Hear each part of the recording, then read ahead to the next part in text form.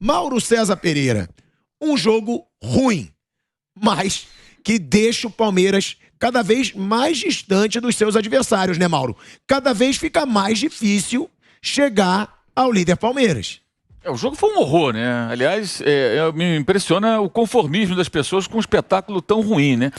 Escrevi no Twitter, dado momento, que o jogo estava muito ruim. Tem gente que defende. Não, porque sempre foi assim. Jogo horroroso. A gente critica muito. Eu sou um crítico de muitos técnicos brasileiros, mas os dois técnicos portugueses que hoje trabalharam à beira do campo montaram dois times que fizeram um futebol ruim. Então não é uma questão só de nacionalidade, é uma questão de ter um pouco de ambição por algo mais do que buscar só um resultado. Um jogo muito fraco, O Palmeiras é um time mais consistente, é um time mais desgastado também, é natural até que tenha que tomar certos cuidados. Jogava fora de casa, torcida contra, né? Torcida única, essa coisa que acontece aqui em São Paulo, mas um jogo muito fraco. Se tivesse que sair um gol, tinha que ser um gol ridículo, como esse gol contra, feito pelo Rony. Ele entrou, 3 minutos depois, ele faz um gol contra, estilo Rodinei. Coloca a bola dentro do próprio gol, sem estar disputando com ninguém. Cruzamento Piquerez, a bola no pé dele, era só ali interceptar, para que o Flaco Lopes não pudesse empurrar para dentro do gol. E ele mesmo, com licença, eu empurro para dentro do gol. Colocou dentro da própria meta. Então até o gol resume bem o que foi uma partida muito fraca. Eu acho que a gente tem que discutir um pouco também a qualidade do futebol. Não só a classificação, o Palmeiras merece ser líder, caminha para o título, muito bonito, muito legal, palmas para o Palmeiras e tal, mas que jogo ruim. A gente não pode, assim, pura e simplesmente se conformar em ver duas das equipes de maior investimento do futebol brasileiro e nenhum dos dois apresentar um bom futebol.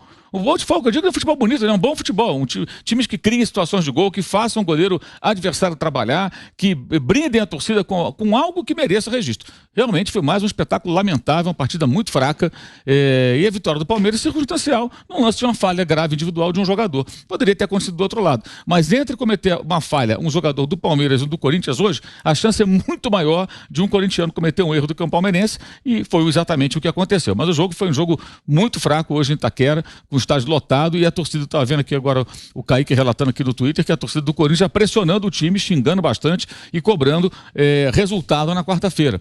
Esse jogo já tem um impacto grande com relação à atmosfera e tudo que vai acontecer quarta-feira.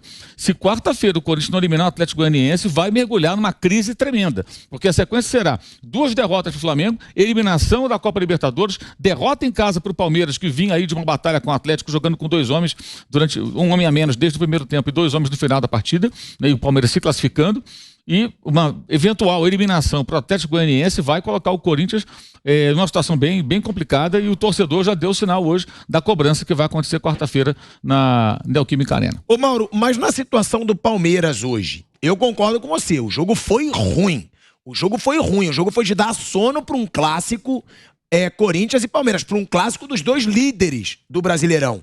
Mas no caso do Palmeiras, que realmente tem um ano que ele alterna boas e más atuações, já teve aí um momento muito bom esse Palmeiras do Abel Ferreira. No jogo de hoje, não dá pra se pensar, o jogo como hoje dá pra ser pragmático pra ganhar?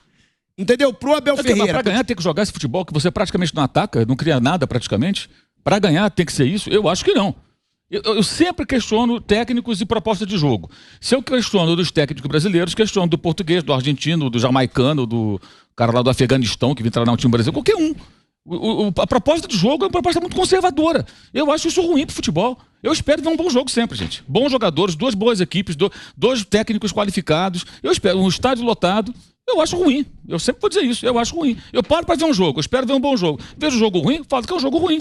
Se eu vejo um jogo da Premier League e de repente o jogo é bem disputado, eu falo que é bom. Se é ruim, eu falo que é ruim também.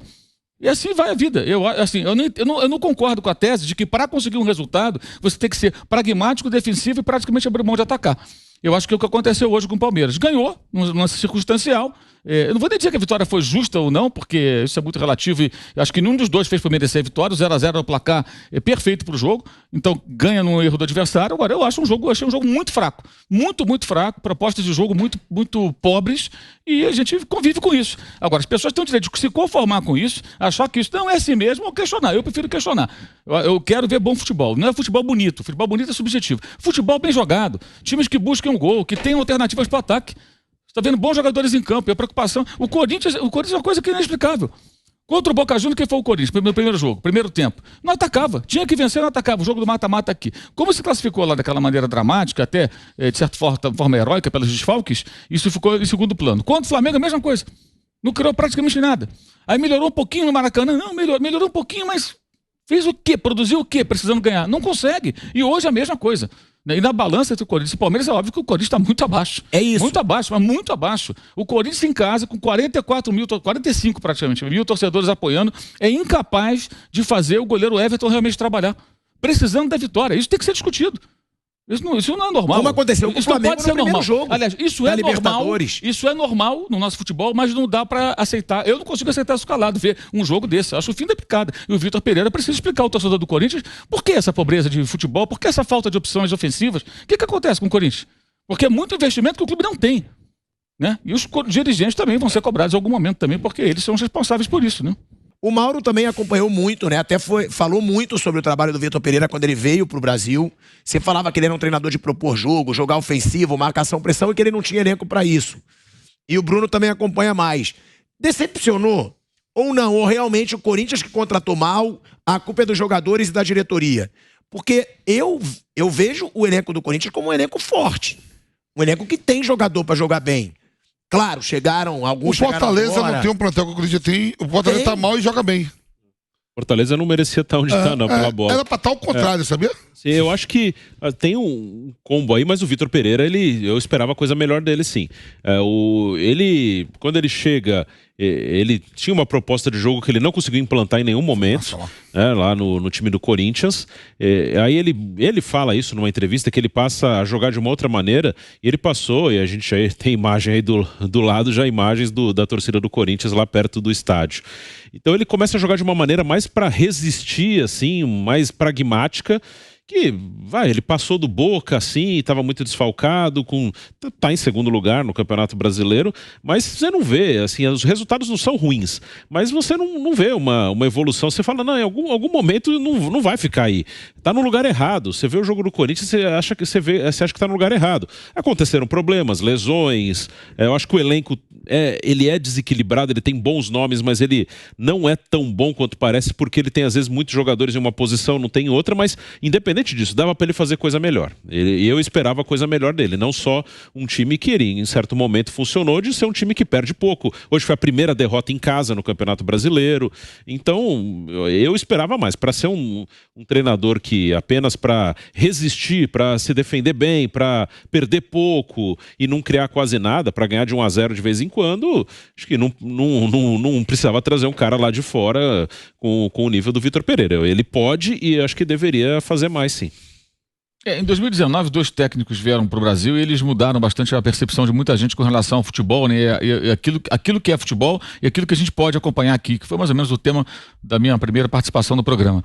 Com o Jorge Sampaoli, o Pituca, que era um coadjuvante total no Santos, virou protagonista.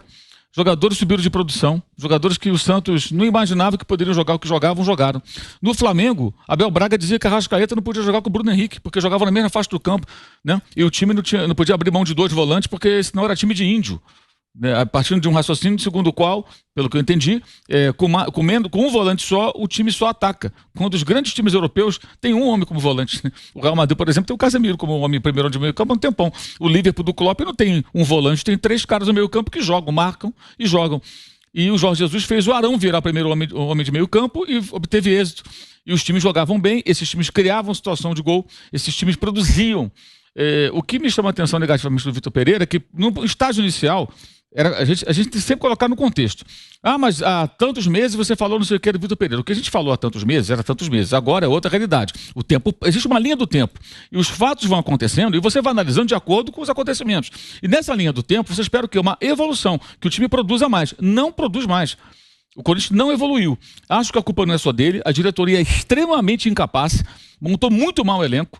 São os mesmos caras que estão lá há muito tempo, eles ficam na dança das cadeiras, o presidente vira diretor de futebol, o diretor de futebol vira presidente, aí o outro que foi presidente da outra gestão volta como diretor de futebol, aí o ex-presidente vira não sei o que lá do estádio, e eles são os mesmos, são os mesmos personagens. O torcedor corintiano que tem, de repente, aí um garoto de 12, 13 anos, ele não conhece outros dirigentes do Corinthians. O moleque começou a acompanhar o futebol depois do Mário Gobi, ele vai lembrar de Roberto de Andrade, André Sanches e o Duílio. Basicamente são os 3.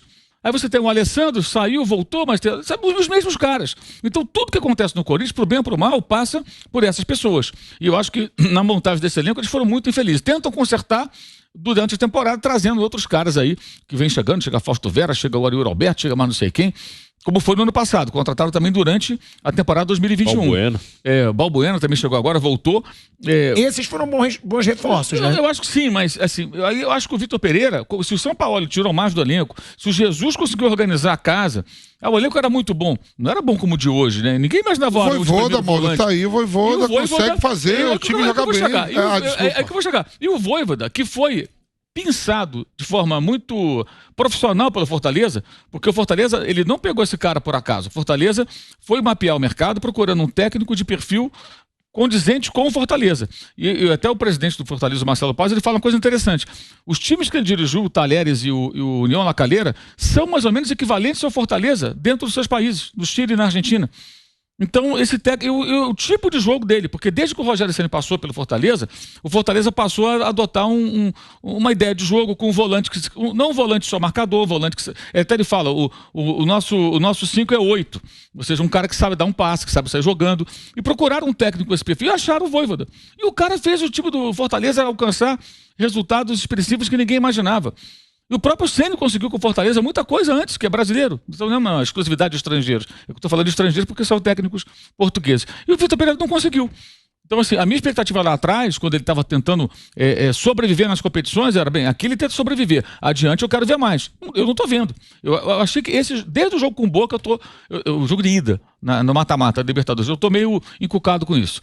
Porque eu achei absurdo o comportamento do Corinthians no primeiro tempo daquele jogo. O Boca não queria jogo e o Corinthians não quis jogo. O que o Corinthians quer? Ele quer empatar aqui para tentar ganhar na Bomboneira? Aí no segundo tempo o Boca saiu um pouco mais, deu alguns sustos, 0-0. Aí como foi todo desfalcado, conseguiu o Benedetto perdendo o pênalti se classificar, de certa forma aquele jogo, aquela classificação emocionante para o corintiano, ela meio que esconde os defeitos. Mas aí contra o Flamengo a gente viu, nossa, a diferença é brutal. Ah, mas o Flamengo tem um time melhor. Cara, mas o Corinthians não conseguiu competir com o Flamengo, era para ter tomado uns 4 no segundo tempo.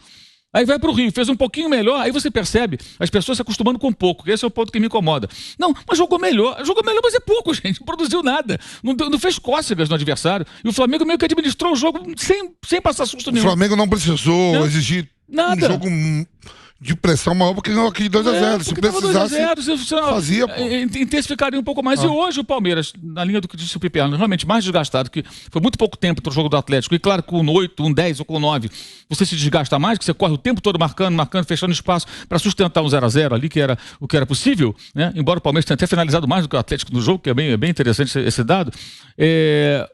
Você espera o quê? Então o Corinthians vai ter que se impor. Está jogando em casa, vai criar situações. Hoje o Everton vai trabalhar.